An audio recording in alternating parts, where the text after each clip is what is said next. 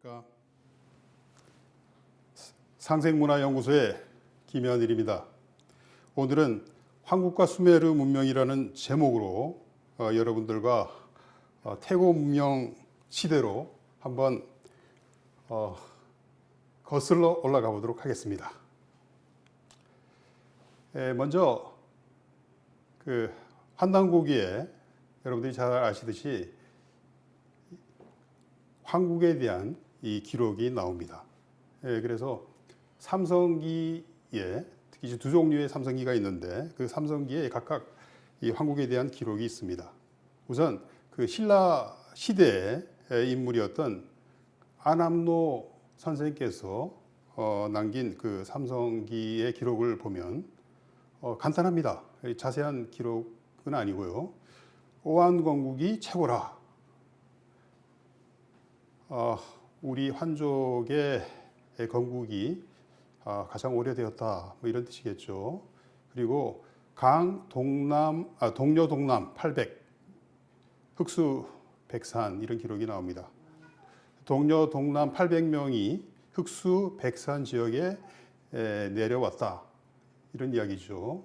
그런데 이 흑수 백산이 뭐 사람에 따라서는 뭐 흑룡강 지역이고 백두산 지역이다 이렇게 보는 사람도 있지만은 사실은 흑수라는 명칭을 찾아보면 여러 군데 나옵니다. 그렇기 때문에 또 백산이라는 게 눈으로 덮인 흰 그 높은 산을 또 백산이라고 많이 이야기를 했기 때문에 이게 뭐 중앙아시아에 있는 지역일 수도 있고 해서 우리가 그 정확한 지역을 딱 비정을 하기는 조금 힘듭니다. 자, 그리고 또 환인, 그 우두머리인 환인이 있었고 그 환인이 감군이었다 이렇게 이제 나옵니다. 감군은 무리들을 이제 감독하는 분이니까 이제 수장이 되겠죠. 그 임금이 된다 이겁니다. 그리고 이 환인이 부석파라 돌을 이제 쳐가지고 불을 일으키고 그리고 식요 숙식 익혀서 음식을 먹는 것을 가르치기 시작했다 이렇게 이제 기록이 나오고요. 그런데 이 7세대를 전하지만 7세대의 그 우두머리가 있었지만은 그 연대는 모르겠다. 연대는 자세하지 않다. 이런 이제 기록이 간단하게 나옵니다. 그리고 또 그 고려 시대의 인물로 추정이 되는 이 원동중이라는 분이 남긴 삼성기가 또 있습니다. 이것도 이제 그 황국에 대한 기록을 담고 있는데요. 여기에는 이제 그 유명한 서교 황국, 삼국유사에도 나오는 표현이죠. 서교 황국. 옛날에 황국이 있었다. 그리고 이 환희는 천산에 거하셨다.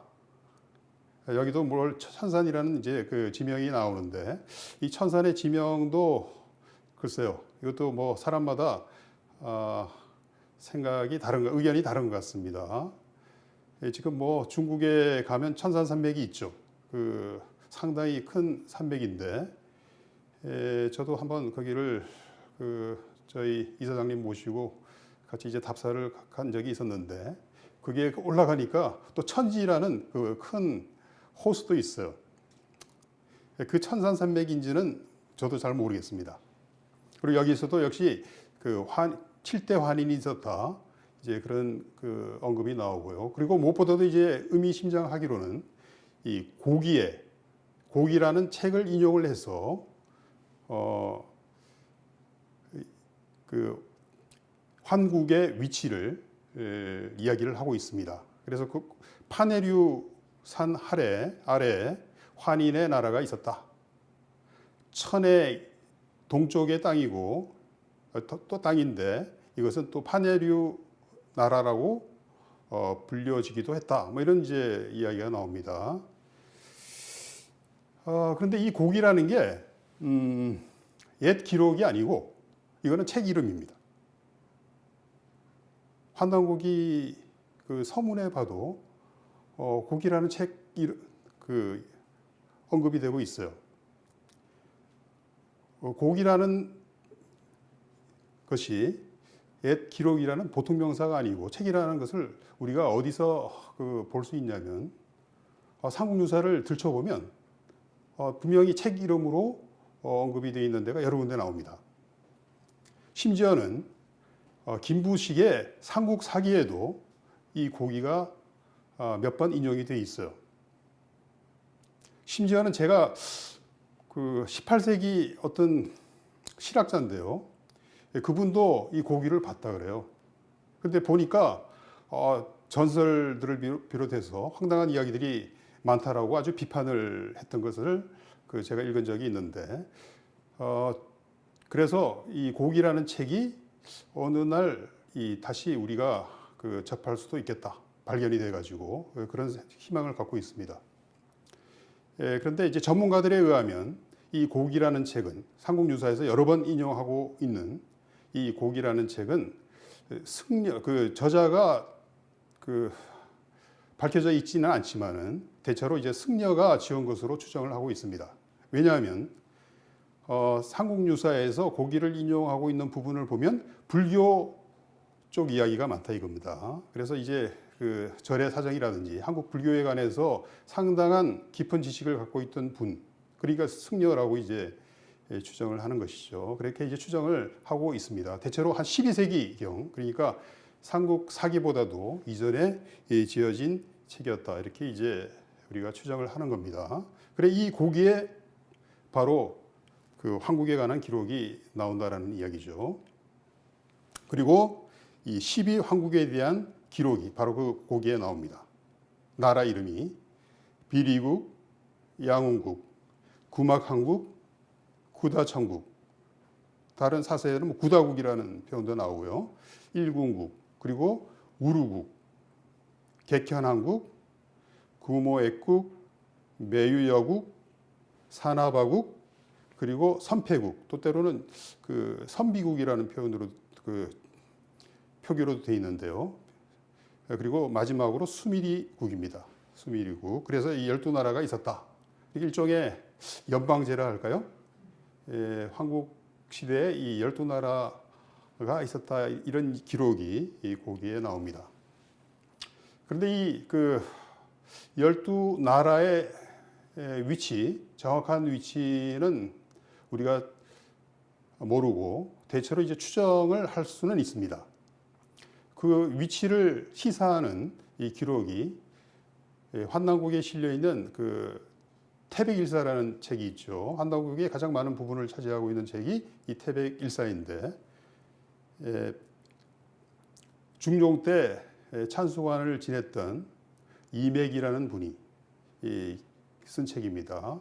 본인의 생각을 썼다기보다는 옛날에 내려오던 자기 집안에 내려오던 옛 기록 같은 것들을 뽑아서 발췌한 게 태반이에요. 그렇기 때문에 저는 이 책이 상당한 가치가 있다고 봅니다. 그 태백일사 중에 환국본기라는 부분이 있습니다. 그 환국본기에 삼성밀기의 내용을, 옛날에 전해져 내려오던 삼성밀기라는 책의 내용을 그대로 인용을 하고 있습니다. 그대로. 그게 보면 조금 전에 12황국 중에 하나였던 구다천국, 그걸 가리키는 것으로 추정이 되고 있는 이 구다국의 옛 명칭은 동로국으로 북개마대령의 서쪽에 있다, 이렇게 되어 있습니다. 그리고 그 주변 국가였던 직구다국은 옛날에는 오나나에 있으나 후에 동로국에 패하여 마침내 금산으로 옮겼다라는 부분이 나옵니다. 금산은 우리가 확실히 알고 있죠. 알타이 산입니다. 알타이 산맥. 그리고 개마대령은 일반적으로 만주에 있는 싱알령 산맥을 지칭하는 것으로 추정을 하고 있는데요. 그렇기 때문에 오늘날의 이제 몽골 초원 지역에 있었던 나라가 이제 구다국, 즉 동로국이었다는 이야기죠. 그래서 이러한 구다국의 위치에 대한 언급에서 볼 수 있듯이 아마 다른 12황국들도 몽골 초원이라든지 그 다음에 바이칼로스 주변이라든지 이런 지역에 이제 퍼져 있을 것으로 추정을 하고 있습니다. 삼국사기에 보면 삼국사기에 이제 그 고구려 봉기입니다. 고구려 봉기에 보면 대무신앙조에 또 구다국이 나와요. 구다국이라는 나라 이름이 나온다 이겁니다. 그리고 또 개마국이라는 나라도 나오는데, 그러니까 이제 고구려 초기죠. 대무신앙이 이제 고주몽의 손자, 유리왕의 아들이니까 손자죠. 손자였는데 그 시기에 1세기 초입니다. 1세기 초에 개마국과 구다국이 항복해서 고구려 땅이 되었다. 이제 이런 기록이 나오거든요. 그리고 또 그 태백일사에 보면 그 발해, 소위 말하는 이제 그 대진국 봉기가 있습니다. 대진국 봉기에 보면 그 대진국이 그 여러 나라를 그 정벌해가지고 성읍으로 삼았다라는 기록이 있습니다. 거기에도 보면 이제 구다국, 개마국, 흑수 등 여러 나라가 그 나라를 바쳐서 항복해서 이 성읍으로 삼았다라는 기록이 있고요. 그 다음에 이제 그 11세 성종 때는 그 성종의 조남이 대인수였습니다. 대시 집안의 인수죠. 대인수 때 신라를 평정해서 7주를 설치하고 또 이제 북쪽으로는 염해, 나산, 갈사, 조나, 석격, 남북 우루를 공략하여 여러 부를 설치하였다라는 기록이 있습니다. 여기서 이제 우루국이라는 게 나온다는 이야기죠. 그리고 제가 여기 그 PPT에는 그 적어놓지를 않았습니다만은 남북 우루의 위치가 그 대싱알령 산맥 그 주변이었다라고 그렇게 기록이 되어 있습니다. 물론 그 개마대령이라는 이제 그 칭호로 나오죠. 그리고 또 그 이 12황국에 대한 그 황국 중에 여러 나라 이름이 나오는 기록이 우리 기록 말고 중국 사서 가운데 있습니다. 진서라고 있습니다. 진서. 이 진서는 그 전국 시대에 있는 나라가 아니고 요거는 그러니까 그 삼국 시대가 망하고 난 다음에 3세기,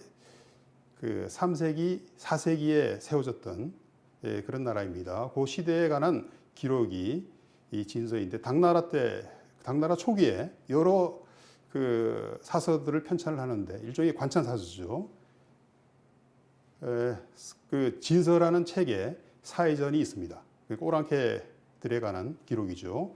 그게 보면 비리국, 제가 이제 빨간 글자로 써놨습니다만은 양웅국, 구막항국, 그리고 일궁국 이런 나라들이 나옵니다. 12황국에서 그 언급되고 있는 나라들이죠.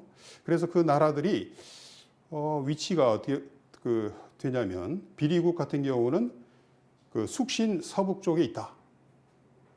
마행 가 200일, 말 타고 200일을 가야 된다. 말 타고 하루에 한 50km 간다고 추정을 한다면 1000km, 그죠? 1000km 정도 떨어져 있, 상당히 이제 먼 거리에 있는 나라라는 이야기고, 영호 2만 호를 거느렸다 이런 뜻이죠. 그리고 양웅국은 비리국으로부터 또 50일을 가야 된다. 말 타고 가는 겁니다. 2만 호 정도를 거느렸다. 그리고 구막항국도 양웅국으로부터 100일을 가야 된다. 5만 여를 거느렸다. 그리고 일군국도 이제 구막항국을 말하는 거겠죠. 구막항국으로부터 또 150일을 가야 된다. 그래서 이제 숙신으로부터 따지자면 5만 여리가 된다. 뭐 이런 뜻이겠죠. 그런데 그 풍속과 토양은 미상이다. 잘 모른다. 이런 뜻입니다. 그래서 이 진서 사이전을 보면 이게 당시에 존재하는 나라였던가라는 좀 의문이 생깁니다. 갑자기 이제 이런 그 나라들이 나오는데 제 생각으로는 이러한 옛날에 있던 나라들에 대한 이야기를 이때 진서에 기록한 게 아닌가 그런 생각이 듭니다. 그리고 신당서 이거는 이제 송나라 때 편찬된 오랑캐에 대한 기록입니다. 북적전이니까 북쪽 오랑캐에 대한 이야기인데 여기도 보면 흑수말갈의 땅 중에서 우루부가 있었다. 흑수말갈에 속한 그런 여러 부들을 쭉 나열하면서 우루부를 언급을 하고 있는 것을 볼 수 있습니다. 예, 그래서 12항국이라는 게 이게 분명히 이제 역사적으로 존재하던 나라였는데 후대의 기록에 후대 사람들에게 전해져 내려와 가지고 뭐 위치라든지 이제 그런 거를 대강 기록을 한 것으로 이제 볼 수가 있는데요. 자, 우리가 그 기록들을 갖고 나라들의 위치를 대체로 이제 지도상에 표시를 해본 게 지금 요 PPT 파일이 PPT 그림이 되겠습니다. 그래서 대체로 이제 바이칼호 동쪽과 만주 쪽에 위치한 것으로 보고 그 다음에 이제 맨 서쪽에 수미리국 같은 경우는 맨 서쪽 오늘날에 이제 천산산맥 있는 데죠. 그쪽에다 이제 배치를 했네요. 왜냐하면 이제 서양의 수메르 문명이 오늘날의 이라크 지역에 있었기 때문에 수미리국이 만약에 수메르를 가리키는 것이라면 이 서쪽에 있을 가능성이 많다 이렇게 이제 추정을 하는 거죠. 제가 이 중국 지금 여기 이 지도에도 나와 있는 신장 위구르 지역이죠. 오늘날에 뭐 위구르인들에 대한 탄압 문제 때문에 좀 시끄러운데요. 자관 신장 위구르 지역을 한번 답사를 간 적이 있었습니다. 근데 가니까 박물관에 가니까 말이죠. 그야말로 이 서양 사람 얼굴을 한 그런 유골들이 상당히 많이 발굴이 돼 있더라고요. 미이라를 그대로 전시를 하고 또 이제 미이라를 바탕으로 해서 이렇게 두상을 만들어 놨는데 완전 코카서스 인종이에요. 이거는 역사학자들에 의해서 많이 이야기가 되고 있는 겁니다. 그러니까 이 인도 유럽어를 사용하는 사람들이 이 서진을 해가지고 오늘날의 신장 위구르 지역 그리고 알타이 인근에 상당히 많이 살고 있었다라는 이야기죠. 우리가 생각하는 이상으로 이 아시아 지역에는 이 인도 유럽인들이 많이 존재하고 있었다 이렇게 이야기를 하고 있습니다.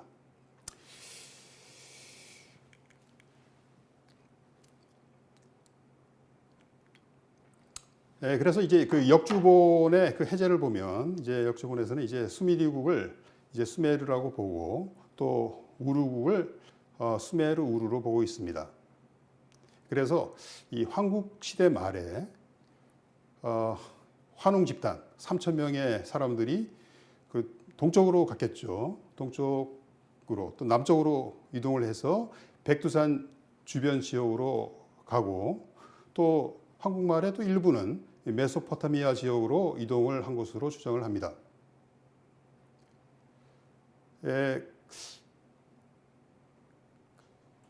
아마 정확한 연대는 모르지만은 이 황국시대 말에 이 중앙아시아 일대 사막화가 상당히 진행이 되지 않았나 그렇게 추정을 하는데요. 기후의 변화죠. 이 기후의 변화 때문에 생활이 어려워지니까 사람들이 이제 다른 곳으로 집단 이주를 하게 되었다 이렇게 이제 추정을 할 수 있습니다. 우리가 사하라 사막도 옛날에는 사막이 아니었어요. 이건 확실합니다. 여러 가지 증거들로 볼 때 거기에는 초원 지역이 펼쳐져 있었는데 사막화가 되면서 사람이 살기가 힘들어진 거죠. 지금도 물론 거기 일부 유목민들은 사막 주변에 사막에서 살고 있어요. 오아시스 지역에. 이렇게 그 정착해 살고 있는데 그런 오아시스뿐만 아니라 그 사하라 사막 일대가 초원지대였다라는 게 이제 여러 그 암벽화 같은 데서도 보면 초원지대에 뛰어노는 그런 짐승들이 새겨져 있고 또 그 사하라 사막 땅 밑에는 엄청난 물이 또 고여 있죠. 그래서 우리나라 건설업체 동아건설인가에 가가지고 그 물을 이렇게 끌어올려 가지고 이용할 수 있도록 수로 공사를 대대적으로 했는데 그러니까 수천 년 전에는 지금과 이제 기후가 달랐다 이렇게 이야기를 할 수가 있습니다. 중앙아시아도 제 생각으로는 이제 건조화가 진행이 돼 가지고 사람들이 이제 집단 이주를 하게 된 게 아닌가. 한국 시대 말에 그런 일이 있었겠다라는 주장을 하고 있습니다. 한국 말에 그런 기후 변화가 없이 여전히 살기가 좋았더라면 그렇게 집단 이주 없을 겁니다. 살기 좋은데 굳이 다른 곳으로 고생스럽게 나가야 할 이유는 없죠.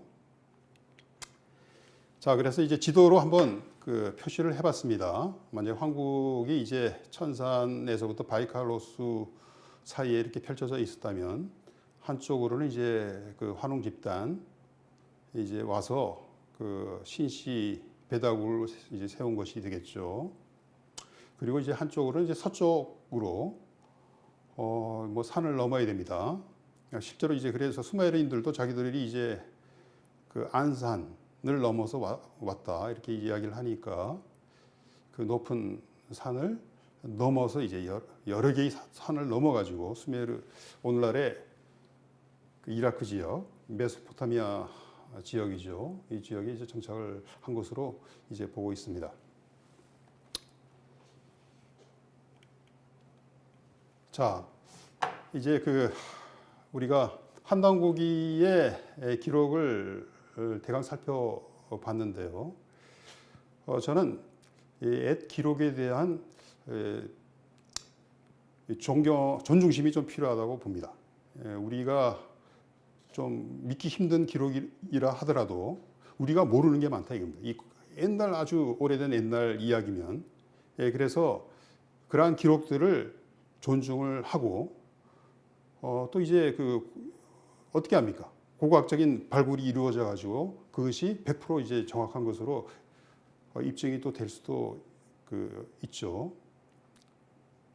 서양에서 트로이, 호머의 서사시에 나오는 일리리온, 트로이라는 나라를 말합니다.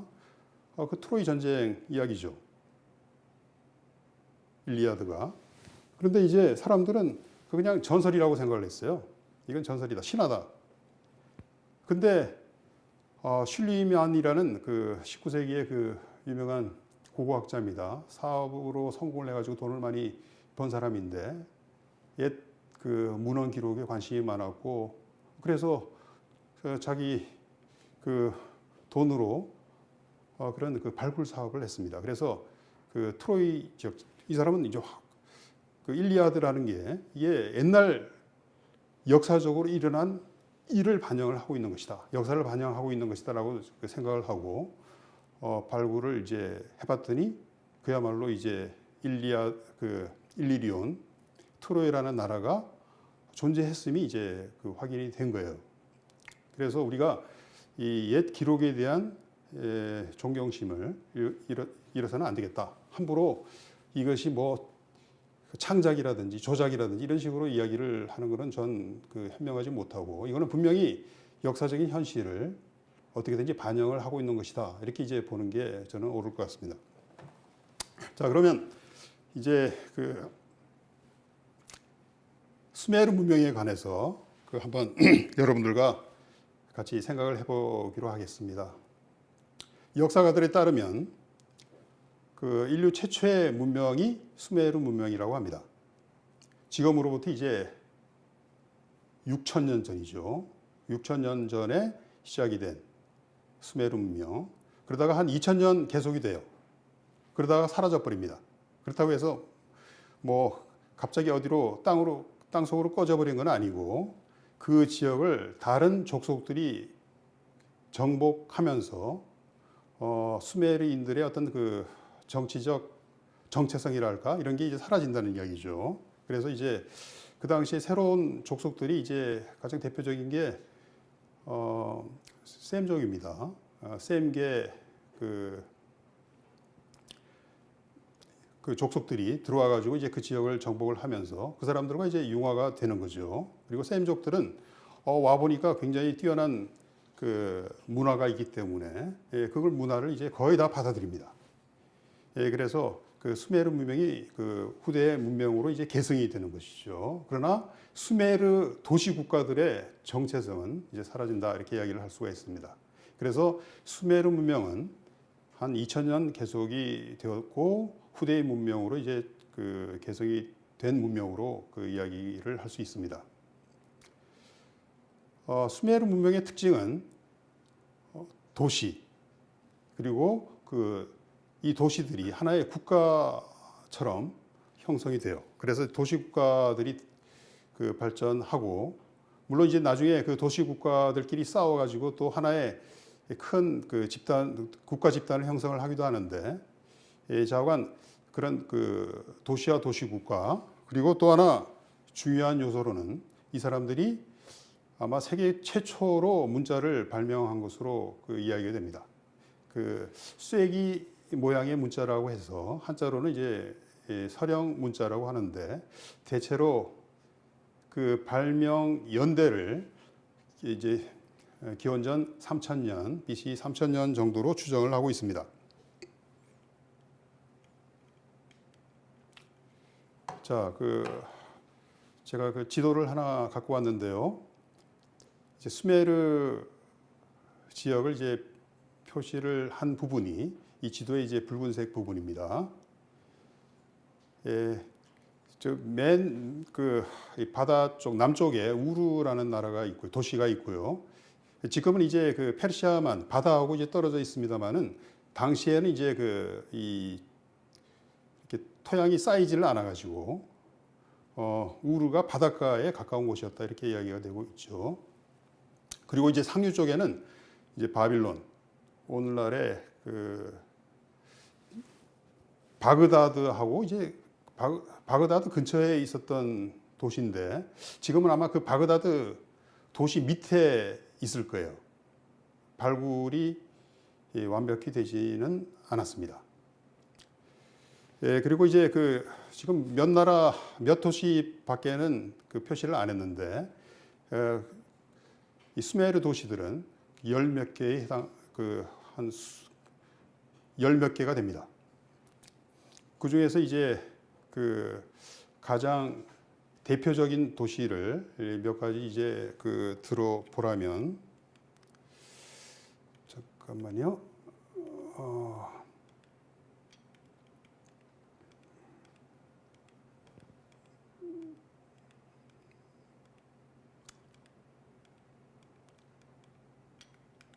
예,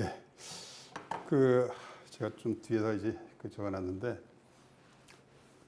수메르 도시 중에서 가장 신성하다고 여겨지는 도시가 니푸르라는 도시가 있습니다. 그 에닐 신의 신전이 있기 때문에 에닐 신이 이제 당시의 신 중에서는 이제 가장 중요한 신이었기 때문에 니푸르라는 도시가 가장 신성한 도시처럼 여겨지고요. 그 다음에 이제 우르 이건 아브라함의 고향이라고 이야기가 되고 있죠. 그리고 이제 성경에도 나오지만은 우르크라는 도시가 있습니다. 이것도 이제 수메르 국가 전체의 수도 역할을 한 적이 있는데 우르크. 성경에는 이제 에레크라고 되어 있습니다. 에레크. 그 다음에 이제 라가시라는 도시도 유명하고요. 등등 뭐 키시 뭐 등등 여러 도시들이 있습니다.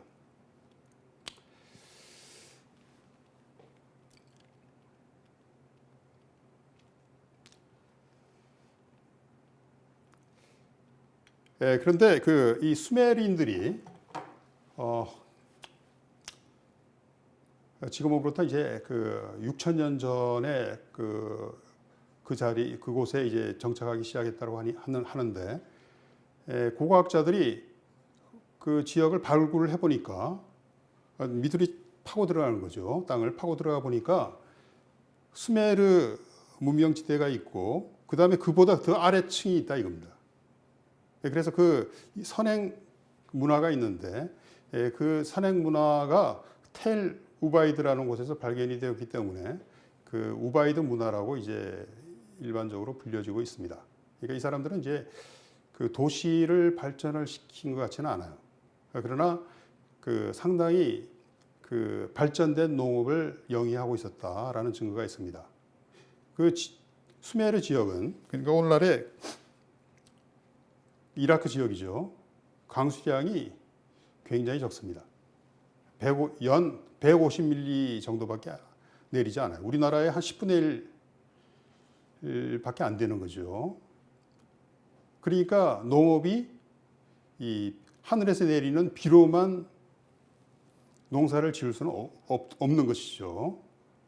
그래서 그 필연적으로 이제 그 다른 곳에서 물을 끌어와야 되는데 그것이 이제 바로 그 유프라테스 강과 티그리스 강이라는 것이죠. 그래서 이제 이 두 강의 물을 끌어들이는 그 여러 가지 시설들, 이제 관계 수로죠. 그것을 설치를 해가지고 그 농사를 지었다. 이제 그렇게 추정이 되고요. 당시에 이 보리, 밀, 쌀은 없습니다. 여기는 보리, 밀, 그리고 이제 뭐 참깨, 양파 등등을 재배했다라고 이제 추정이 되고요. 이건 뭐 확실한 겁니다. 그리고 이제 대추야자. 오늘날 중동 지역에 가면 많이 사 먹잖아요. 대추야자. 그리고 이제 이 보리 가지고 그 음료를 만들었던 것 같습니다. 바로 이제 맥주죠. 요거는 이제 제 생각으로는 이제 수메르인들이 이 맥주를 처음 만든 것 같은데 그 이전에도 맥주를 만들어 먹었는지는 모르겠네요. 그래서 수메르인들은 이곳에 정착을 해서 이 우바이드인들로부터 아마 이 농업을 그대로 이제 그 배우고 그것을 이제 더 발전을 시켰던 것 같아요. 그래서 상당히 높은 그런 농업 생산성을 달성을 했다. 이렇게 이제 추정이 됩니다. 그건 기록으로도 뭐 나오니까요. 그런데 이제 이 우바이드인들의 그 층에서 그러니까 이제 땅을 팠을 때 발견되는 그런 이제 토기들이 많이 나왔습니다. 그래서 그 토기들을 보면 채색 토기예요. 상당히 모양이 세련되어 있습니다. 우리나라 쪽의 그 토기들보다 더 좀 미적으로는 제가 볼 땐 좀 뛰어난 것 같습니다. 그 채색 토기니까 그렇겠죠.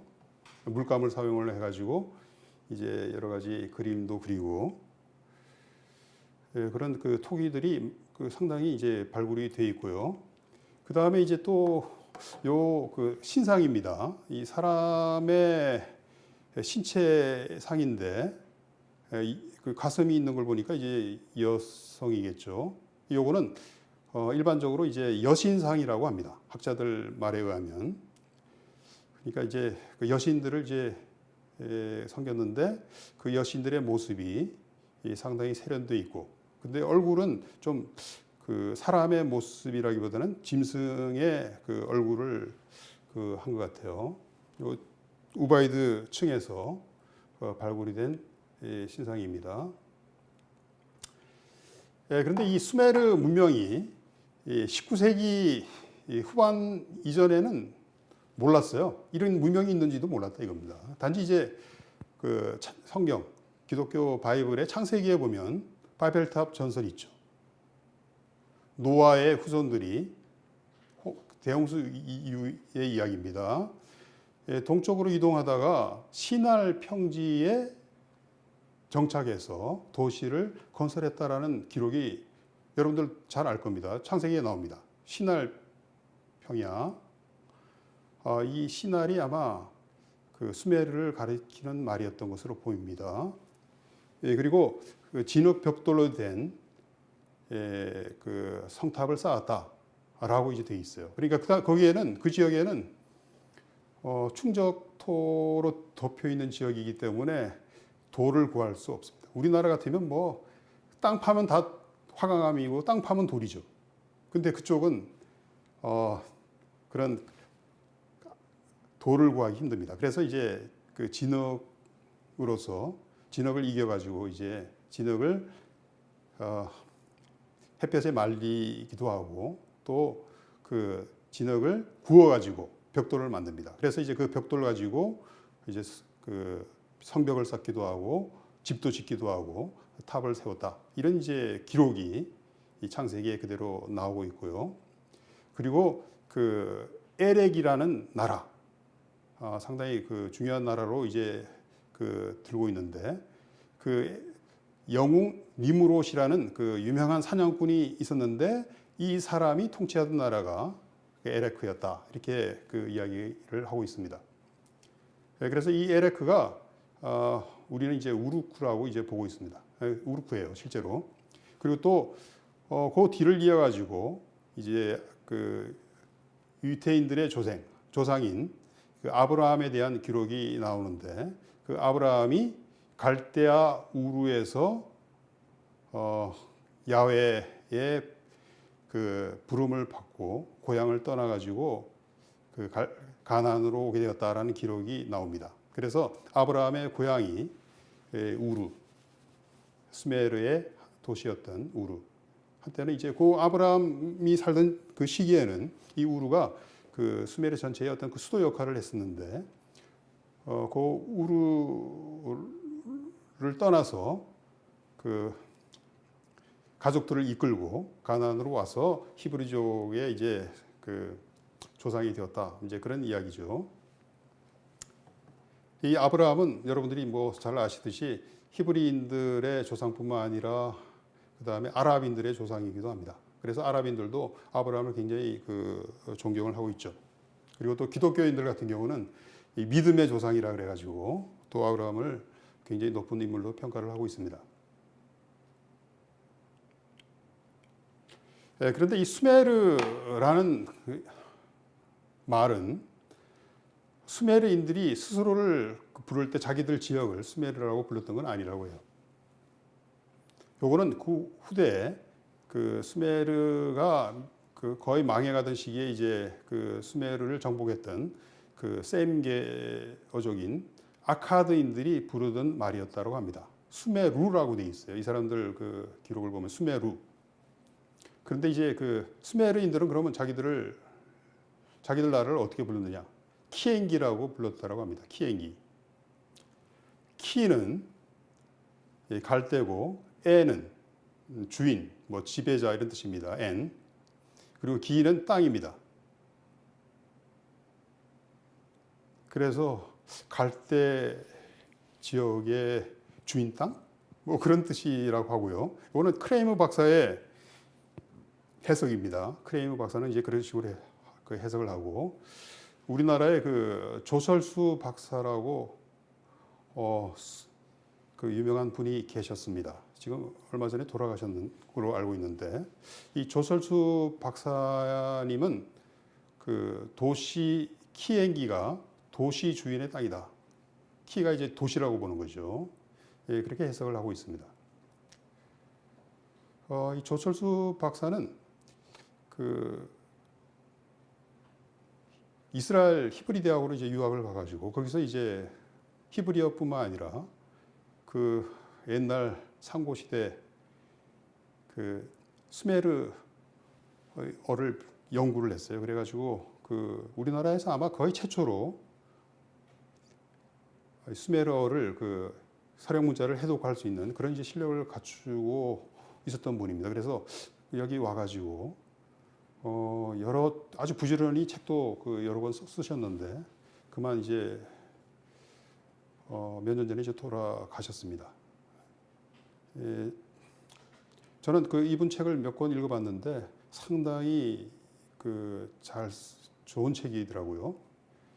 그래서 아마 그 살아계셨더라면 우리 그 방송이라든지 연구소에 와서도 좀 이렇게 강연 같은 것도 해줄 수 있었을 텐데 그 상당히 그 안타까운 마음이 드네요. 자, 그래서 이러한 그 문자, 서령 문자가 기록이 된 그 점토판. 오늘날 같으면 이제 뭐 종이에다 기록합니다만은 당시에는 이제 종이가 없었어요. 페이퍼가 없었고 이제 이런 점토에다가 그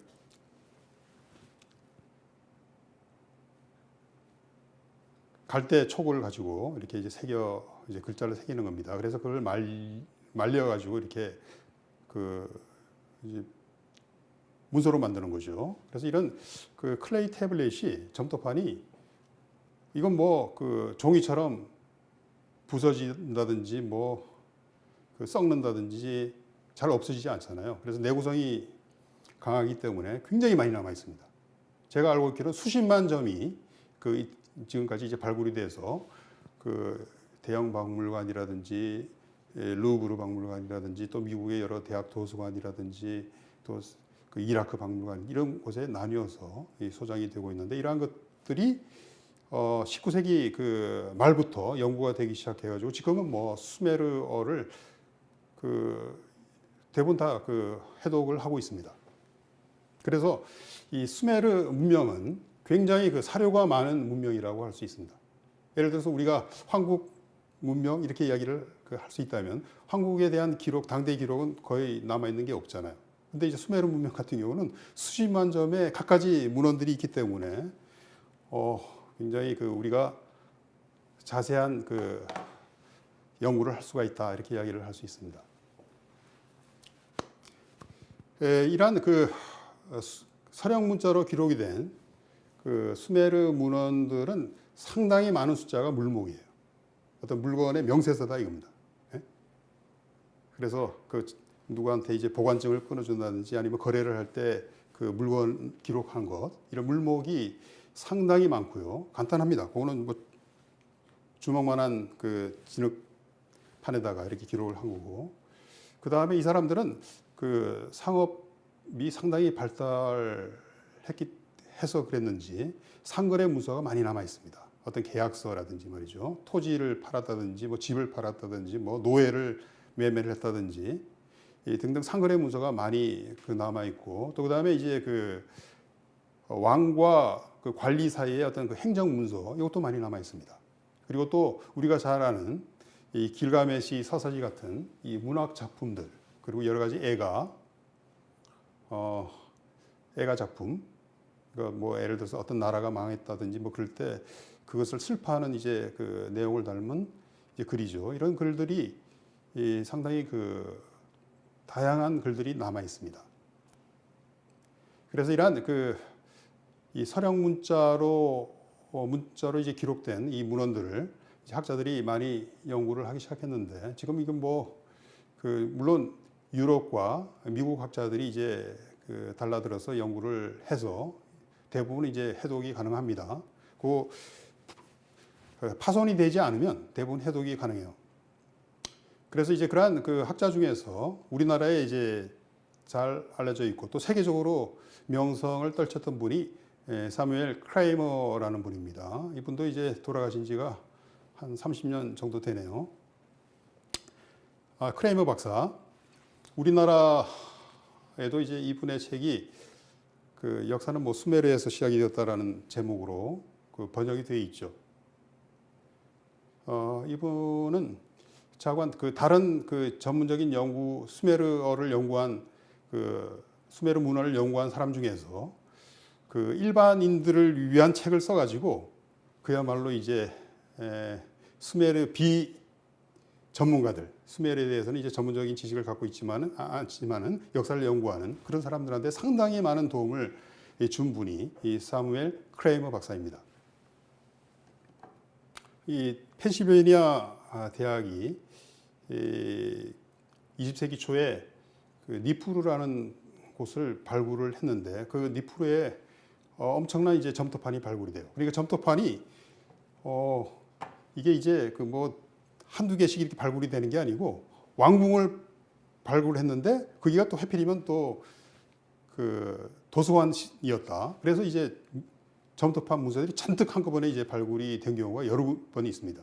그래서 그런 그 점토판을 가져와 가지고 그 연구를 하고 한 곳이 했는데 요 분은 그 요새 그 러시아하고 이제 막 전쟁 기운이 감돌고 있는 우크라이나 지역에 이제 에서 이제 나가지고 그 부모를 따라서 미국으로 이민을 온 분입니다. 유태인이라고 하죠. 그래서 이제 미국에 와가지고는 뭐 자기 아버지가 유태인 학교를 세웠는데 히브리어도 가르치고 하는 유태인들을 대상으로 한 유태인 학교를 세웠는데 거기서 이제 공부를 하다가 펜실베니아 대학을 들어가게 된 모양이에요. 그래서 이 펜실베니아 대학이 당시에 이제 자기 스승이 페벨인가 하는 사람이 있었는데 그분 밑에서 이제 수메르 문자를 연구를 하기 시작합니다. 그래서 이제 수메르 점토판 연구에 이 대가가 되었죠.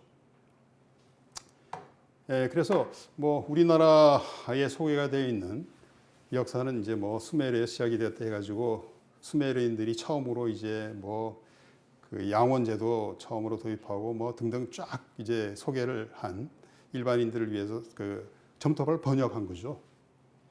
그리고 또 하나 유명한 책이 The Sumerians, Their History, Culture and Character 이렇게 되어 있는 책입니다. 저는 이 책이 상당히 잘 됐다고 봅니다. 지금 제가 책 그 표지를 사진에 담아왔는데요. 그 수메르 문명을 총체적으로 소개한 책으로는 저는 많이 공부는 못했습니다만은 상당히 그 좋은 책이라고 느꼈습니다. 크레인 박사의 그 사진이 있고요. 그래서 이 서령 문자, 문명에는 사실은 이제 그 문자가 발명이 되어야만 진정한 그 문명이라고 이야기를 할 수가 있습니다. 문자가 발명이 돼야만 지식이 빠른 속도로 축적이 되고 또 그리고 지식이 전수가 되는 거죠. 학문이라는 것도 발전할 수 있고요. 그래서 그런 면에서 보자면 수메르인들이 발명한 세계 최초의 문자라고 이야기되는 이제 서령 문자, 상당히 큰 의미를 갖고 있다라고 이야기를 할 수 있습니다. 제가 아까 이야기를 했죠. BC 4,000년에서 한 2,000년 지나서 이제 수메르인들이 그 수메르 문명이 사라집니다. 그런데도 불구하고 이 서령 문자는 중동 일대의 그 여러 나라들, 여러 지역의 공용 문자로 채택이 됩니다. 그 아카드인들, 그리고 또 들어보셨을 아시리아인들, 그리고 이란 지역의 엘람인들, 그리고 그보다 뒤시의 페르시아인들, 그리고 이제 시리아 지역의 우가르트인들, 그리고 오늘날의 팔레스타인의 가나안인들 등등 여러 다양한 족속들이 이 서령 문자를 그대로 이제 채용을 하는 거죠. 마치 오늘날의 프랑스도 그렇고 독일도 그렇고 말은 다르지만은 알파벳을 사용을 하잖아요. 알파벳 누가 처음 만든 겁니까?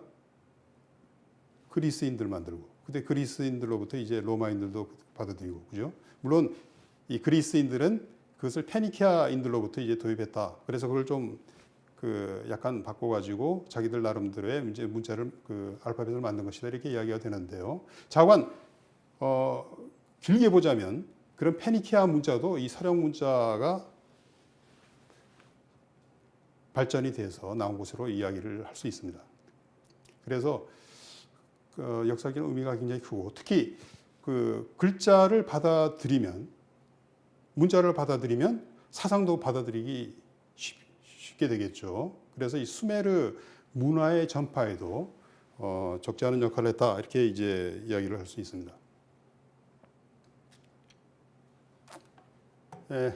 제가 이제 사진을 몇 개 갖고 왔는데요. 이제 페르시아인들 같은 경우도 이 서령 문자를 그대로 이제 도입을 해가지고 심지어는 BC 5세기에 다리우스 대왕의 이제 묘비에도 이 서령 문자로 묘비명이 새겨져 있는 것을 볼 수 있습니다. 물론 언어 자체는 이제 이거는 수메르어가 아니고 페르시아어죠. 아케메네스 왕조의 수메르 그 다리우스 대왕의 묘비입니다. 요거는 이제 우가르트라고 이 시리아 지역에 있는 그 왕국입니다. 이 해변에 있는 왕국인데 이것도 그 오랫동안 그 모래 속에 묻혀 있다가 이 존재가 이제 발견이 된 게 20세기에 와서예요.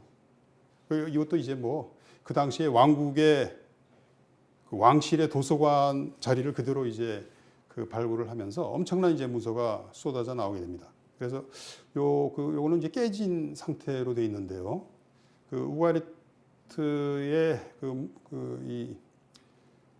요거 석판 보면 요거는 이제 바알에 관한 기록입니다. 그러니까 이제 그 우리가 이제 구약 성경을 보면 그 야훼하고 이렇게 많이 대립했던 신, 그 바알 신, 가나안인들이 주로 섬기던 이 바알 신 이야기가 많이 나오잖아요. 그 바알 이야기가 여러 그 문헌에 남아 있는데 그 중에 이제 그 한 단편입니다.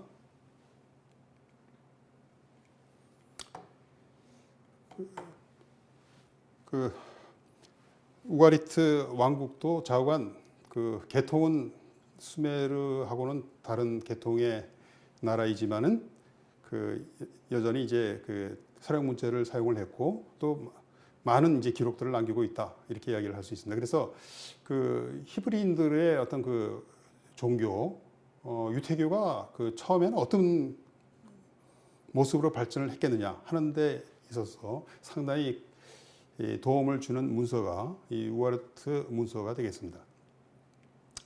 그 발굴이 된 모래 속에 묻혀 있다가 지금 이제 발굴이 돼 있는 그 우가르트 유적지 사진입니다. 20세기에 이제 발굴이 된 거죠. 자, 요것도 첨톱판 역시 서령 문자입니다. 우가르트인들은 그 후리어라고 해가지고 그 당시에 그 지역을 지배했던 그 인도 유럽계 족속이 있습니다. 후르인들이라고 해서 그 후르인들의 그 언어를 사용을 했던 것 같고요. 그 후르어로 된 문서 기록입니다. 점토판 문서 기록. 자, 그런데 이 스메르어가 이제 학자들이 연구를 해보니까 이 중동에 있는 그 셈족의 언어하고도 다르고 그 다음에 이제 서양 사람들 언어가 속해 있는 인도 유럽어도 아니고 이게 아시아에 많이 그 산재하는 그런 그 교착어라는 것을 발견을 하게 된 거죠. 교착어. 우리말 한국어 대표적인 교착어 중에 하나입니다. 몽고어로도 그렇고 투르크어도 교착어죠. 그래서 이 교착어라는 게 뭡니까? 우리가 잘 알고 있잖아요. 예를 들어서 조사가 붙는 겁니다. 그래서 예를 들어서 신에 의해서 하면 딩기르가 신이거든요. 딩기레 이 뒤에 조사가 에가 붙는 겁니다.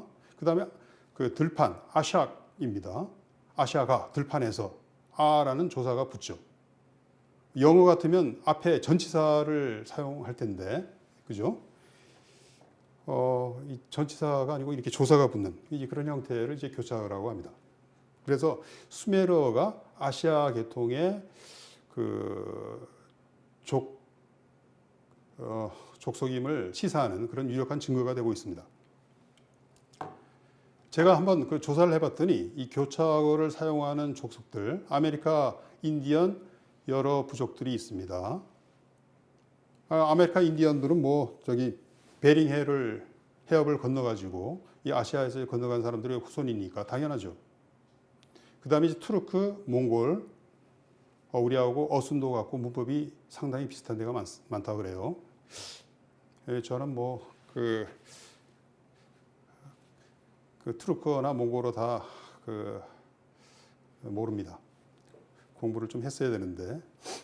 그 다음에 이제 그 인도에 보면 드라비다인들이라고 해서 저 남쪽에 살던 사람들입니다. 이 드라비다어가 역시 교착어에 속한다.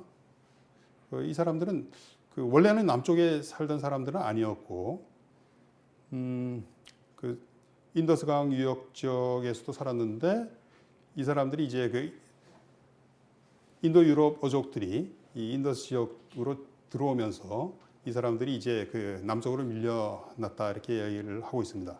이 드라비다 족속들도 교차어를 사용했고 그 다음에 이제 그 퉁구스어 이 교차어 군 중에 하나인 그 퉁구스어가 있습니다. 만주, 일본, 한국 이런 나라의 언어가 퉁구스어에 속하죠. 그 다음에 이제 우랄 지역, 우랄어에 속하는 그 언어로는 핀족이 사용하는 언어, 그 다음에 헝가리인들의 언어, 에스토니아인들, 발틱 지역에 있는 에스토니아인들의 언어도 같은 이제 교차어에 속하는 우랄어라고 합니다. 그리고 유럽에서는 바스크인들이라고 스페인 쪽에 그 프랑스 쪽에도 있죠. 바스크인들도 요 교차어를 사용을 하는 사람들인데 이 사람들도 아마 동방에서 이주를 해가지고 서쪽 끝까지 간 것으로 추정을 할 수 있습니다. 그리고 이제 카프카스 산맥, 코카서스 지역의 몇몇 부족들도 몇몇 족속들도 교차어를 사용을 한다라고 하고요. 그 다음에 이제 또 인도의 문다족이라고 있습니다. 인도의 이제 동북 쪽에 살고 있는 이 문다족도 교차어를 사용을 하고 있다 이렇게 이제 이야기를 하더군요. 자, 그런데 이제 이 수메르 문명으로 좀 들어가 가지고 우리가 이제 수메르 문명의 특징으로서 이제 도시국가를 아까 제가 들었습니다.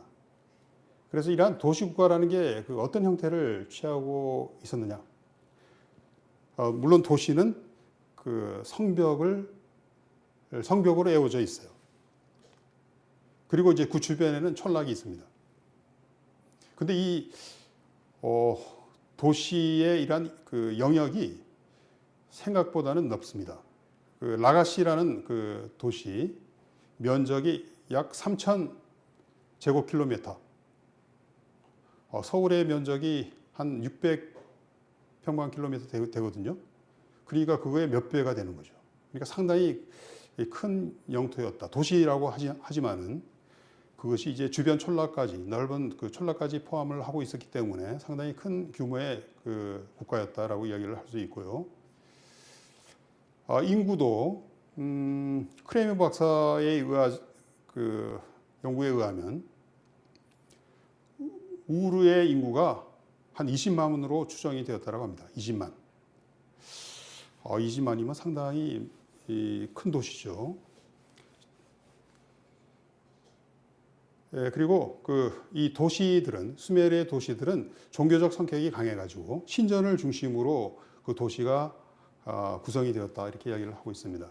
그래서 이 도시의 중심에 신전이 우뚝 서 있는데 그러한 신전들이 보통은 이제 지구라트라는 그 모양으로 그 이름으로 불리는 그런 그 신전의 모습을 하고 있습니다.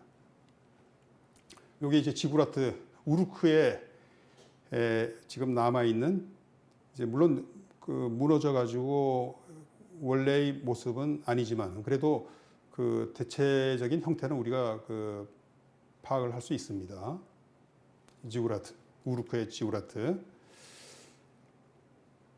그 다음에 이제 그 아브라함의 고향이었던 우르 지역에 이제 그 지구라트도 있습니다. 저거는 최근에 이제 그 지역에 있던 그 지구라트를 그 사담 후세인 시대에 사담 후세인 대통령이 이제 그 다시 이제 재건을 했다 할까요? 그렇게 해서 지금 그 우르 유적지에 그 지구라트 우르의 지구라트 모습이 보이고 있습니다. 가까이서 찍은 사진입니다. 요건 그 벽돌을 가지고 이제 쌓아서 만든 이제 건물이죠. 그리고 이제 그 수메르 도시들은 그 도시마다 이제 자기들의 수호신이 있습니다. 그래서 아까 제가 말씀드린 이제 그 니프루 가장 그 수메르에서 가장 중심되는 어떤가는 신이었던 엔릴 신의 신전을 갖고 있는 니프루 그리고 우르에는 그 달의 신인 난나 여신이 아니고 남신입니다.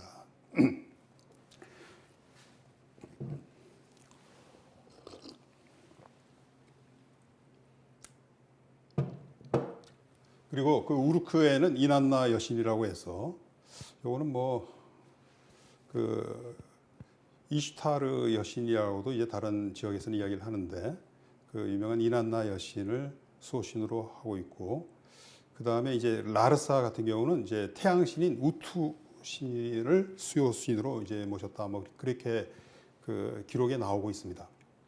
이 신들에 대한 기록은 그 굉장히 많이 남아 있습니다. 이 신화들이죠. 신화들이 이 그 문서 토판에 새겨져 가지고 많이 우리한테 전수되고 있습니다.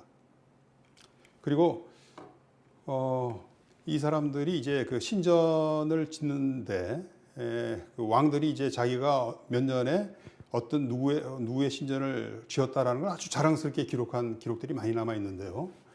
그래서 연도를 그 셀 때도 그 니프루 신전에 누구의 신전을 지은지 몇 년, 뭐 이런 식으로 이제 기록들이 많이 되어 있어요. 왕들의 기록. 그런데 이제 그 신전을 지을 때 봉헌문을 박습니다. 이게 이제 점토로 이제 못 형태로 만들어 가지고 여기에다 이제 글자를 새겨 가지고 그 벽에다가 이제 밀어 넣는 것이죠. 이런 점토못이 이제 또 많이 그 발굴이 되었습니다. 근데 이러한 그 수메르인들이 이제 어디서 왔을까라는 이제 문제, 이게 이제 역사학자들 사이에서는 굉장히 큰 문제입니다. 수메르 문제라고 하면 바로 이 사람들이 출처를 둘러싸고 이제 그 벌인 이야기, 논쟁인데요. 이거는 확실한 그 수메르인들이 자기들이 어디서 왔다라고 이야기를 정확하게 밝히면 좋은데 그런 기록들이 아직까지는 발견이 되지 않았습니다. 단지 이제 그 몇 가지 이 문헌들에 의하면 안산을 넘어서 왔다. 그리고 그 안산 너머에는 이제 아라타 왕국이 있었는데 그 이 아라타 왕국과 수메르 도시와 이렇게 싸우고 뭐 티격태격한 그런 기록들이 몇 개 있거든요. 그래서 그 아라타 왕국으로 갈 때는 안산을 넘어서 아라타 왕국으로 갔다. 그러니까 그 이 아라타 왕국은 이것도 위치를 정확하게 밝힐 수는 없습니다만은 추정하기로는 크레이먼 박사가 추정하기로는 이제 카스피해 근처로 추정을 합니다. 카스피해 근처면 이제 중앙아시아 쪽과 가깝거든요. 그래서 이 수메르인들이 아마 이 중앙아시아 쪽에서 왔을 가능성이 있다. 이제 이런 이야기를 이제 크레이먼 박사도 이제 비치고 있어요. 그러나 정확하게는 뭐 증거가 없기 때문에 모른다. 이렇게 이야기를 하는 거죠. 그 수메르인들의 기록 중에서 상당히 재미난 기록 중에 하나가 수메르 왕명록이라는 게 있습니다. 수메르 왕들의 이제 뭐 역대 왕들의 쭉 그 기록을 그 이름을 쭉 적고 그 사람들의 뭐 제위 기간을 적었는데 어떤 왕들 같은 경우는 몇천 년이기 때문에 이건 뭐 그걸 그대로 받아들일 수는 없겠죠. 그런데 이제 재미난 그 말은 왕권이 하늘에서 내려왔다 이렇게 기록이 있어요. 수메르 왕명록에 나오는 표현입니다. 그래서 그 이게 이제 뭐 천자 사상하고 이제 비슷한 것이라고 이제 우리는 봅니다.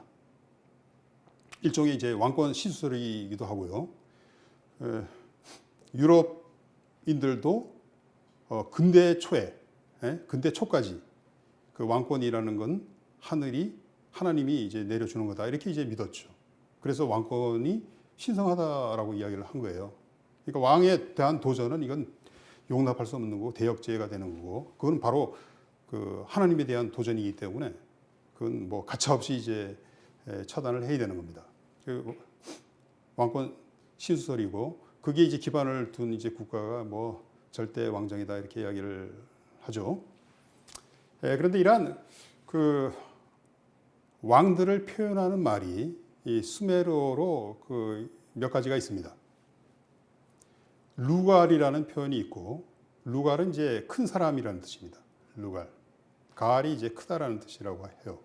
그 다음에 이제 주인이라는 뜻입니다. 그리고 NC라고 또 표현을 쓰기도 하는데 나중에 이 NC는 이제 왕이 있고 그 왕이 이제 파견한 여러 총독들을 도시에 파견한 총독들을 NC라고도 많이 그 표현을 하는데요. 자관 그것도 뭐 왕에서 왕이란 뜻도 이제 포함하고 있는 것으로 이제 보고 있습니다. 그래서 이런 그 여러 가지 그 말들이 사용이 되었는데 이러한 그 왕들이 통치하던 도시 국가들 간에 상당히 치열한 대립과 경쟁이 있었습니다. 이게 이제 역사의 본 모습인지도 모르죠. 그 오늘날에 우리도 역시 이제 오늘날에는 뭐 미국이라든지 중국이라든지 러시아 같은 큰 그 제국들이 있잖아요. 이러한 나라들이 자기들만이 아니고 또 밑에 자기들 동맹국들을 거느리고 있잖아요. 미국은 나토도 있고 뭐 한국, 일본, 대만 뭐 이런 나라들을 동맹으로 거느리고 있고 그다음에 중국도 이제 나름대로 또 자기들을 뒷받침하는 나라들을 거느리고 있고 러시아 같은 경우는 뭐 그 벨라루스 완전히 그 러시아에 딱 달라붙어 가지고 그 동맹 역할을 하는 그런 나라 거느리고 있잖아요. 그래가지고 이제 이런 나라들 간에 지금 이제 대립 심각하죠. 그 무역 문제 가지고도 크게 싸우고 또 이제 그 영토 가지고도 싸우고 또 인권 문제 가지고도 대립하고 그래서 참 세상이 조용하지 못하고 있는데 평화를 누리고 있지를 못하고 있는데 이게 또 언제 또 전쟁이 지금 터질지도 모른다 해가지고 우크라이나에서는 전쟁하고 있잖아요. 근데 이제 수메르인들도 이게 뭐 한두 나라도 아니고 여기 열 몇 나라였는데 이 도시들 간의 대립이 이 사람들의 역사가 그런 대립과 경쟁으로 점철했다 이렇게 이야기해도 과언이 아닙니다. 자, 이 그 수메르 문명에서 우리가 이제 주목해야 할 것 중에 하나가 이 사람들이 이제 그 경제 생활이죠. 상당히 발전돼 있었습니다. 사유재산 발달해 있었어요. 이 옛날에는 수메르의 토지는 대부분 신전이 차지하고 있었고 왕이 차지하고 있었고 그렇게 이제 파악을 했는데 실제로 이제 그 이 문헌들을 분석을 해보니까 개인들이 토지나 가옥을 사고 판 게 굉장히 많아요. 사유재산이 그만큼 발전돼 있었다라고 볼 수가 있죠. 그리고 말할 것도 없이 이 교역, 그것도 원거리 교역, 그 지역 내에서만이 아니고 아주 먼 지역과 이렇게 교역하는 그런 무역 활동이 발전해 있었다라는 것을 우리가 확인을 할 수 있습니다. 특히 이 수메르 청동기 시대죠. 청동기 시대에는 청동을 주조를 하기 위해서는 구리에 반드시 이제 주석이라든지 뭐 비소라든지 이런 걸 넣어야 되는데 특히 주석 같은 경우는 아무 데서나 나질 않아요. 특히 수메르 지역은 뭐 충격도 지역이니까 광산 거의 없어요. 상당히 먼 곳에서부터 주석을 사와야 돼요.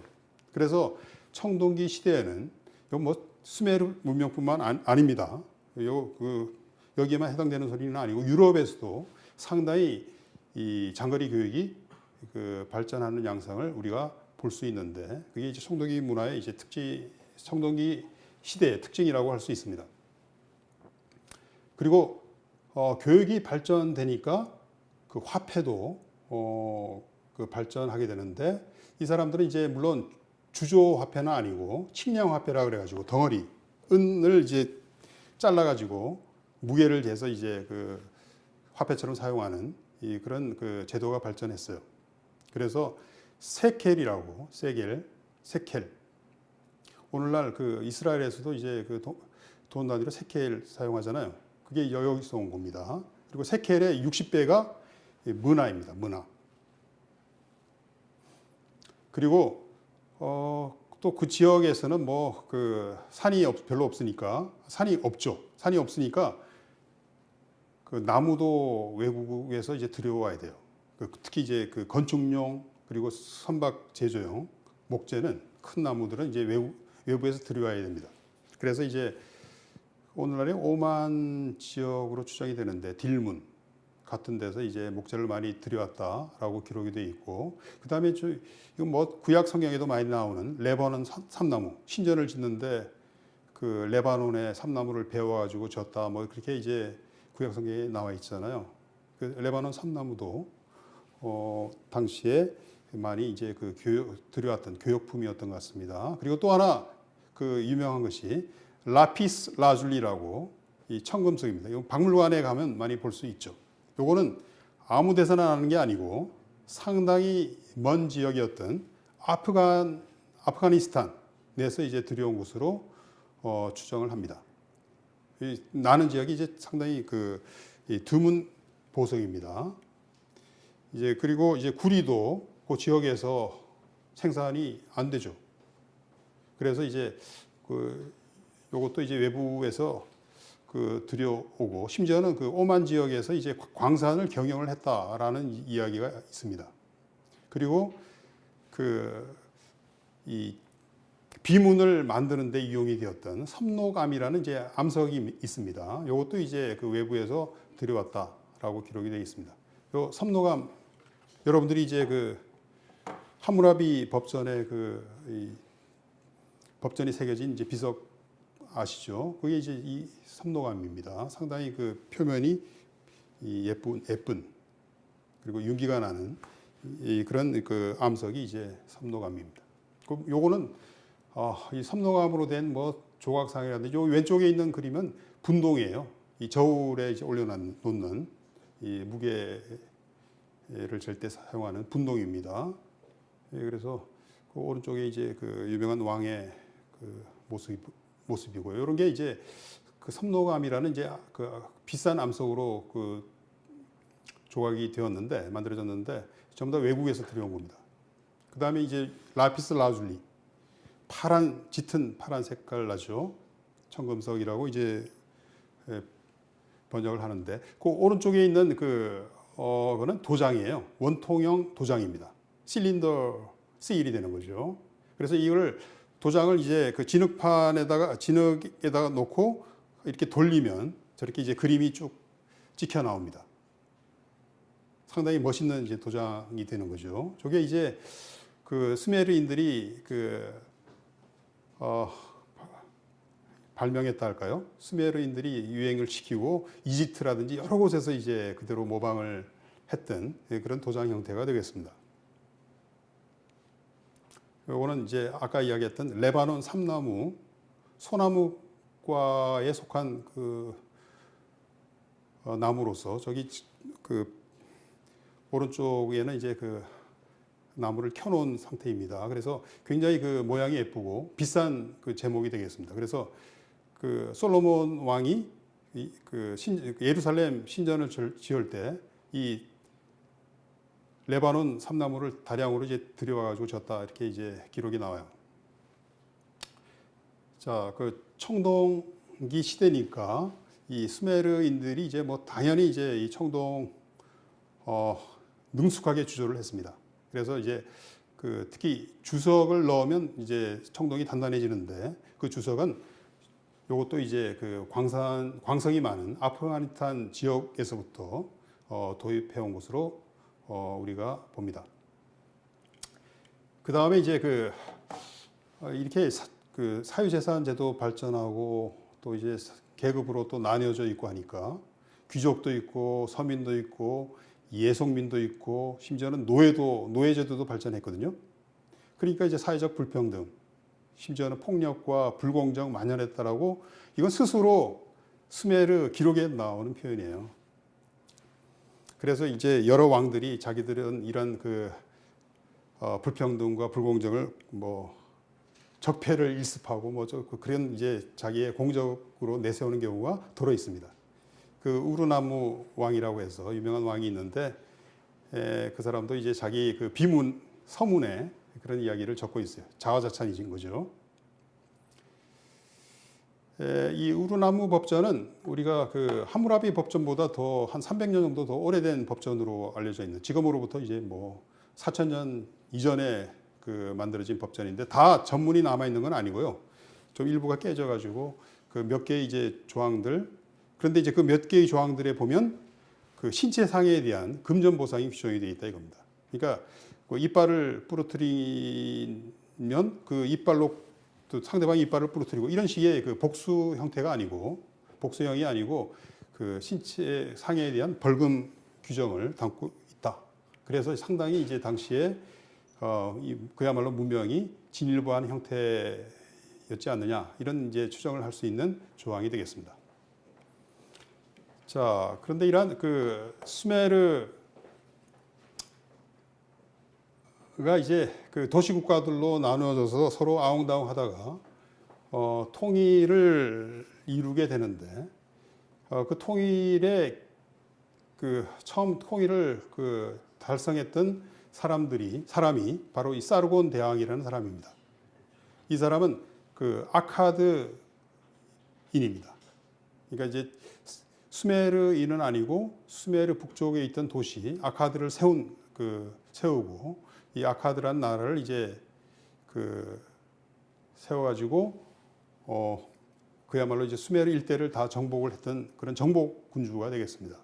근데 이 사람도 그 출발은 수메르 도시 키시라는 도시에 그 와서 이제 그 신하로 출발한 것을 볼 수가 있어요. 그러니까 술을 왕한테 따라주는 그 역할을 하다가 출세를 한 거죠. 그래서 이제 수메르의 패권을 장악을 하고 심지어는 그 오늘날의 그 이란 쪽에 자리 잡고 있던 엘람이라든지 심지어는 오늘날의 터키가 있는 아나톨리아 지역, 이집트, 심지어는 또 이 에티오피아 그리고 인도까지 원정을 했다라는 이 기록이 있는 대정복 군주가 되겠습니다. 그래서 수메르가 이때 굉장히 물론 그 아카드인에 의해서 이긴 하지만은 상당히 대세력으로 이제 발전하는 것을 볼 수 있습니다. 그래서 이제 지도를 제가 좀 표시를 해봤습니다. 아카드 제국의 판도가 오늘날의 이제 페르시아만에서부터 시작해가지고 터키 지역 일대까지 그리고 시리아 그죠? 이라크는 말할 것도 없고 중동 일대에 강력한 그 영토를 가진 그 세력이었음을 알 수 있습니다. 이 사르곤 왕에 대한 뭐 기록은 여러 가지가 남아 있는데 그 중에서 이 사람의 전승비, 자기의 그 업적을 자랑하는 그런 비석이 있는데 이게 깨져가지고 그 조각조각이 여러 박물관에 소장이 되어 있습니다. 그 왼쪽 그림은 이제 포로를 잡아가는 그런 그림이 되겠네요. 오른쪽은 이제 사르곤 왕으로 추정을 하고 있습니다. 그래서 이 수메르 세계를 통일한 것이 이제 아카드 제국이었는데 당시에 뭐 아카드 제국이 엄청나게 이제 번창했다라는 걸 보여주는 기록들이 몇 가지 있습니다. 그 수도 아카드에는 이 티그리스 강 변에 있었거든요.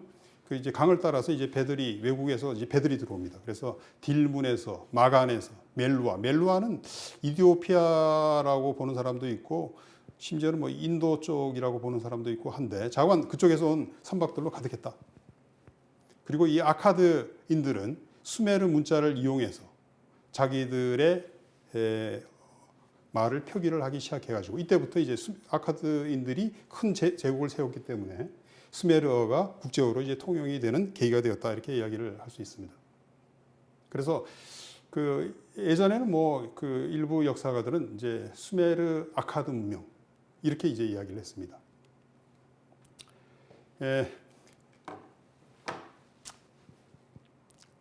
그런데 이제 그 아카드 제국이 오래 가지는 못해요.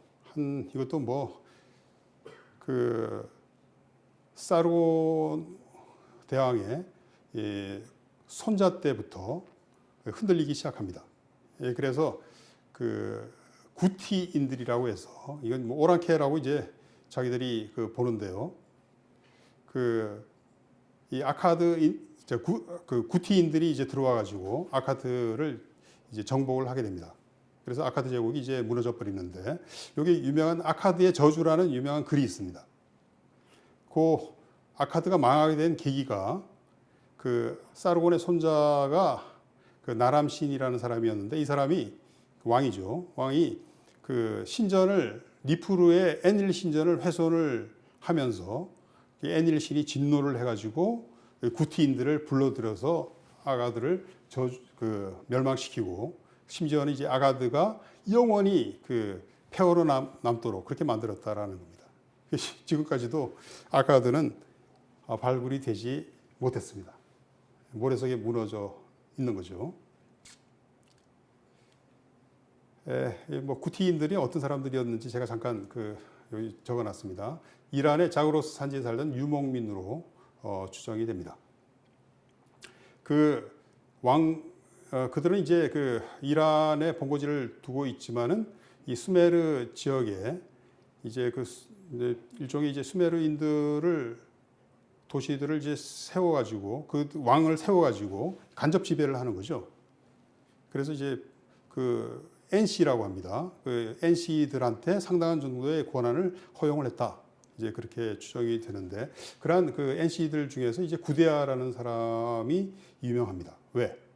이 사람이 조각상을 만드는 것을 좋아해가지고 이렇게 자기 조각상이 여러 개 만들어지고 한 30여 개가 발굴이 되었습니다. 뭐 이렇게 섬노관 같은 거로 만들어졌기 때문에 부서지지도 않고 또 모래 속에서 잘 보관이 되어서 발굴이 되었던 거죠. 그러다가 이제 수메르인들이 다시 구티인들한테 반기를 들어가지고 이제 우르가 중심이 된 우르 제3왕조가 만들어집니다. 이것도 한 100년 정도 가요. 100년 정도. 그런데 이제 두 번째 왕이 첫 번째 왕이 우르나무입니다. 제가 스펠링을 잘못 적었는데 우리나무라고 되어 있는데 우르나무입니다. 우르나무 왕의 아들인 이 술기 왕이 스스로를 신격화시키고 또 사방 세계의 사방의 왕, 모든 나라의 신, 자기를 이제 신격화시키는 거죠. 수메르와 아카드의 왕, 그리고 검은 머리들의 파수꾼. 검은 머리는 이제 수메르인들을 말할 때 검은 머리라고 이제 표현을 했는데 수메르인들을 지키는 사람 이렇게 이제 표현을 한 거죠. 그리고 또 이 사람은 좀 특이하게도 자기가 학교에서 수메르어로 에두바라고 하는데 이 학교에서 이제 공부를 잘했다라는 걸 되게 자랑을 하고 있어요. 그런 경우가 좀 드물었던 모양입니다. 왕이 이렇게 뭐 공부를 잘한 경우 드물었던 모양이에요. 요 술기왕의 원통 인장이 발견이 되었습니다. 이건 이제 인장을 진흙판에다가 찍은 거죠. 찍은 건데 이제 가운데 인물이 이제 술기왕이고 신한테 이제 뭐 가르침을 받고 있는 장면인 것 같습니다. 오른쪽에는 이제 그 내용이 문자로 기록이 되어 있고요. 그러다가 이제 이 수메르 제3왕조가 다시 이제 셈게인 아모리인들한테 이제 아모리인들의 침략 그리고 또 동쪽에서는 엘람인들의 침략을 받아서 이제 망하게 되어가지고 이제 수메르 시대는 영원히 이제 종식이 되었다 이렇게 이야기를 합니다. 그래서 이 아모리인 중에서 바로 그 유명한 사람이 함무라비 왕입니다. 당시에는 이제 바빌론을 수도로 하고 있었기 때문에 이 바빌론 왕이라고도 부르고 있고 그 연도가 기원전 1750년경으로 추정이 되는데 바로 아브라함 시대가 이 시대가 아니었나 그렇게 우리는 보고 있습니다. 그래서 수메르 시대가 끝이 나고 이제 그 유명한 바빌론 구약 성경에도 바빌론 엄청 많이 등장하잖아요. 이 바빌론 제국의 시대가 시작이 됩니다. 그러나 그 바빌론 제국도 문화는 수메르 문화를 그대로 받아들였다 이렇게 이야기를 할 수가 있어요. 그 대표적인 예가 이 함무라비 법전입니다. 아까 우르나무 법전 봤죠. 그거하고 형식이 비슷해요. 처음에는 서문이 있고, 그 다음에 이제 법조문이 있고, 그 다음에 이제 이 비석을 깨트리는 놈은 뭐 저주를 받는다든지 뭐 그런 이제 이 탑의 비석에 대한 기록이 있고요. 여기 오늘날의 루브르 박물관에 소장이 되어 있습니다. 저도 옛날에 루브르 박물관에서 본 적이 있는데 그때는 관심이 별로 없어가지고 그냥 쓱 보고 지나갔던 것 같습니다. 그 오른쪽에 있는 인물이 이제 함무라비 왕의 모습입니다. 봉헌 부조인 것 같습니다. 자기가 뭘 신전 같은 걸 져가지고 신한테 바쳤다라는 것을 아마 기록한 게 아닌가 싶어요. 자, 이 수메르 문명의 그 유산 몇 가지 정리를 해보자면 우선 기술적으로 뭐 이 사람들이 상당히 뛰어난 그 기술 개발을 했습니다. 그 농로, 토기를 만들 때 말이죠. 돌리는 이제 바퀴를 말하는 거죠. 농로. 그 다음에 이제 범선도 이 사람들이 먼저 시작을 했다. 그 전에는 뭐 그냥 도시 없이 그 노를 저어가는 배였는데 범선을 처음 만들었다. 그리고 건축 형식, 아치라든지 돔 같은 거 상당히 수학적인 어떤 그 계산 위에서 가능한 겁니다. 이런 아치와 돔 이 사람들이 먼저 시작을 했다. 그리고 60진법. 우리가 오늘날에도 이제 시간과 각도를 재는데 남아 있잖아요. 그죠? 그리고 법. 이거는 뭐 구약 성경 보면 그 여러 그 율법서에 그 유태인 법조문들이 쭉 있는데 수메르 법전을 그대로 베낀 게 아닌가 싶을 정도로 유사한 부분이 많습니다. 그다음 신화. 뭐 제가 나중에 다음에 또 언제 이야기할 기회가 있을 것 같은데요. 그다음에 이제 마지막으로 좀 바이블에 미친 수메르의 영향 제가 좀 지적을 하고 넘어가도록 하겠습니다. 노아 홍수 이야기 이건 뭐 수메르인들이 이미 길가메시 그 서사시에서 많이 이야기하고 있는 거죠. 그리고 이제 아브라함은 그 우르 출신이다. 그래서 그 성경에는 이제 창세기에는 아브라함이 그 우르에서 하도 그 우상 숭배가 심해가지고 신이 이제 그를 불러내 가지고 다른 지역으로 가게 만들었다 이렇게 그 되어 있는데요. 자건 다신교가 이제 일반적이었겠죠. 예, 그러나 자관 그 유대인들은 그 창세기에는 보면 수메르 문화에 대한 상당히 그 부정적인 태도, 적대적인 그 입장을 우리가 확인을 할 수가 있습니다. 아까 이야기했던 바벨탑 이야기도 그렇고요. 자, 수메르 문명의 뭐 인류 최초의 문명이라고 역사가들은 이야기를 합니다. 그런데 이 수메르 문명은 서양 문명의 기원이에요. 서양 문명. 왜냐하면 이건 뭐 바빌론, 페니키아를 거쳐서 그리스 쪽으로 이제 그 문명이 이제 어느 면에서는 영향을 끼치기 때문에 동양 쪽으로 영향을 끼치는 게 아니고 서양 쪽으로 영향을 끼쳤다. 근데 이 수메르인들은 우리가 황국에서부터 나갔다고 이제 보기 때문에 이 상당히 이제 이 한국 문명이 이 서양 문명의 원류까지도 이제 영향을 끼쳤다 이렇게 이제 결론을 낼 수가 있는 거죠. 저는 이 수메르인들이 이 동양에서 왔다라는 뭐 여러 증거들을 학자들은 뭐 이것저것 내세우고 있는데 가장 그래도 저한테 인상적이었던 게 뭐냐? 이 사람들이 그 신을 표시하는 그 단어 딩기르라고 이제 라는 단어를 사용을 했습니다. 그런데 이게 바로 탱글이에요. 이 몽골이라든지 투르크인들이 천신을 이야기할 때 탱글이라고 하잖아요. 탱기르 똑같은 말이라는 겁니다. 그 뭐 많은 학자들이 다 100% 동의하는 이야기예요. 이런 거 생각하면 수메르인들이 동방에서부터 왔다. 이렇게 저는 이야기를 할 수 있다고 봅니다. 네, 오늘 강의는 이것으로 마치도록 하겠습니다. 감사합니다.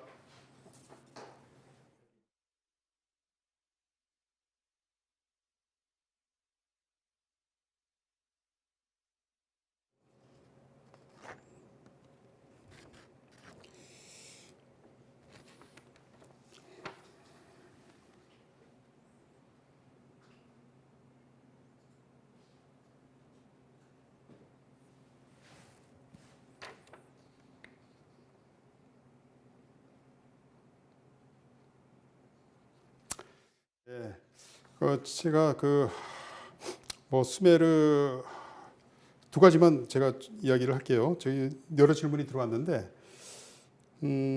제가 두 가지 질문에만 답을 하도록 하겠습니다. 시간 관계상 양해 부탁드립니다. 우선 그 박상민 님이 수메르 문명 도시국가 형태가 그리스 로마 시대의 도시국가 형태와 형태로 이어졌겠네요. 라고 이제 질문을 했습니다. 형태가 비슷하죠. 네. 비슷하고 예를 들어서 그리스 도시국가들도 그 도시 주변에 그 농토가 있어요. 그래서 도시를 중심으로 해서 주변에 농민들이 이렇게 딸려 있는 그 형태의 도시국가가 그리스 로마의 도시국가였습니다. 뭐 그렇게 간단하게 말씀을 드리고요. 그 다음에 이제 그 신나라님께서 이름이 신나시네요. 크레이머 박사는 수메르 문명의 기원이 동쪽에서 이주한 사람들이 건설했다고 하고, 제카리카 시친 박사는 중동 지역의 기원이 외계 문명설을 주장하는데, 그러니까 시친 박사라고, 저도 이 사람 책을 읽어봤습니다. 우리나라 말로 여러 권으로 번역이 되어 있는데 어느 면에서는 이제 황당해요. 왜? 그 중동의 수메르 문명까지 포함해가지고 이집트 문명도 그렇고, 이 사람은 외계인들이 와서 건설한 문명이라고 이제 이야기를 하거든요. 근데 그 보면 굉장히 박식하고, 이 고대 문명에 대해서 정통한 분이 시친 박사입니다. 전 읽으면서 우리말로 또 번역도 되게 잘 됐거든요. 그래서 나름대로 이제 그 탐복을 하면서 읽었지만은 그 주장에는 제가 끝내 그 주장을 받아들이지는 못했습니다. 예를 들어서 뭐 피라미드를 세울 때 그게 이 외계인들이 우주선을 타고 착륙하기 좋게 각도를 다 재가지고 건설했다라는 등 뭐 하여간 아직까지 저는 그 고대 문명을 외계인들이 건설했다라는 주장을 저는 받아들이지를 못하고 있습니다. 제가 과학적인 지식이 빈약해서일까요?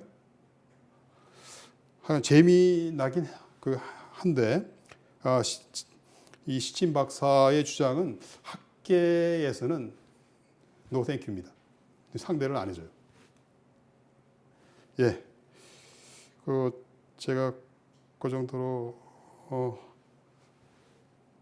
그 질문에 대한 답을 드리고, 나머지 질문은 제가 시간 관계상 생략하도록 하겠습니다. 죄송합니다.